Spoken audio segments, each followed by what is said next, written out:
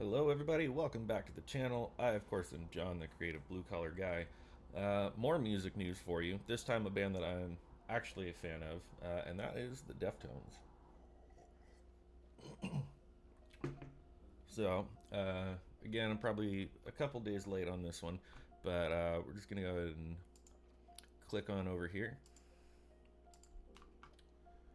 So, former Deftones bassist Sergio Vega details how the band treated him. This one kind of bums me out because I've been a fan of Deftones for a very, very long time. Not since the very beginning. I discovered them with the White Pony album, went backwards, caught up on the old albums, fan for life ever since. Seen them live many times. Great music, great band.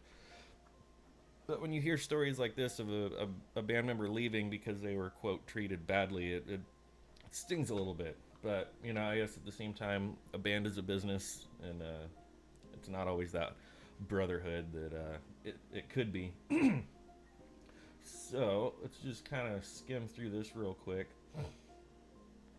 Um, so Sergio Vega, as many of you probably know, was not an original founding member.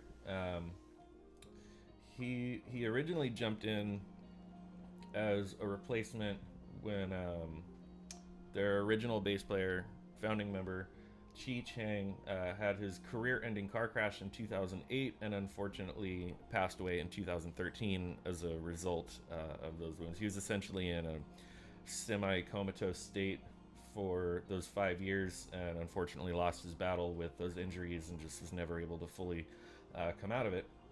But at the time that the band decided that they wanted to tour again, they brought in um, Vega, who was also a longtime bassist in the post-hardcore band Quicksand.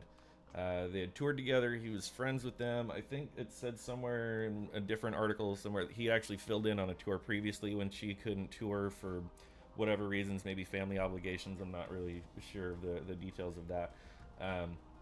But he essentially stepped in when they needed someone, and their future of Chi was uncertain. And then once it kind of became obvious that he was never going to be able to tour again, and then again, unfortunately, lost his life due to that, you would think that he sort of became a real full fledged band member and not just a touring hand and not just a hired gun.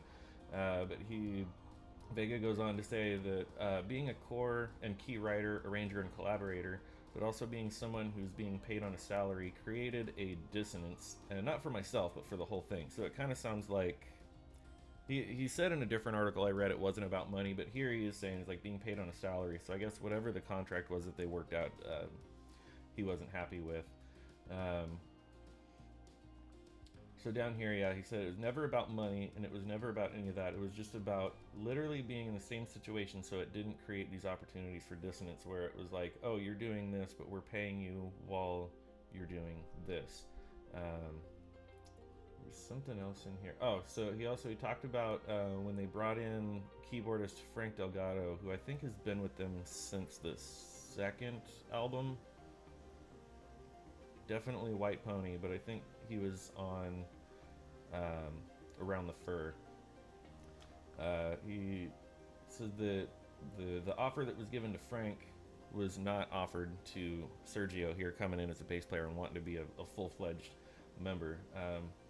So it just kind of goes on to talk about it. Sounds like a lot of it was just like contract work where it's like they never really treated him like a real band member. And I think he was in the band for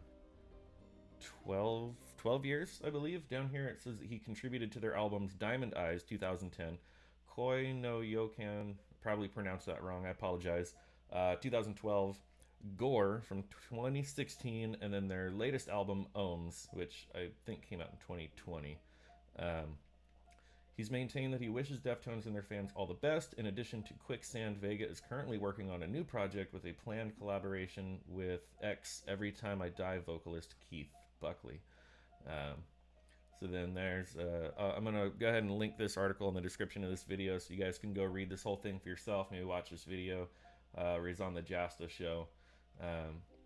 But yeah, what do you guys think about this? I think it's kind of a bummer that they would treat somebody like that, saying that he was their friend. He stepped in more than once at a time when they needed someone to tour and then eventually someone to play on an album. Because really, I mean, they could hire any random nobody to tour. When they're in the studio, one of the other guys in the band could play bass. The studio producers can usually play bass. They can hire someone, a session musician, whatever. But they brought this guy in and kind of said, "You're the guy. You're going to be on the road with us. You're going to be on the albums." And 12 years later, apparently he never really felt like he was an official member. Like he still kind of felt like just a hired hand, and that's unfortunate. So I don't know. It bums me out. I still dig their music, but it kind of gives you a little more insight into, I guess, the kind of people that some of these bands are made up of. But like I said, at the end of the day, I guess it is a business, and maybe they're trying to watch out for their own interests and trying to pay their bills when they weren't able to tour. And I don't know. But hey, let me know what you guys think about this in the comments. Do you think that the other guys in the band were being jerks? Do you think that they're justified in this? How would you feel if you were in the situation that Sergio was? Or on the flip side, if you were Chino or Steven, trying to hang on to your piece of the pie? Anyways, thank you guys so much for watching this far through. If you are new here, please make sure to hit that like and subscribe button, and I will see you next time.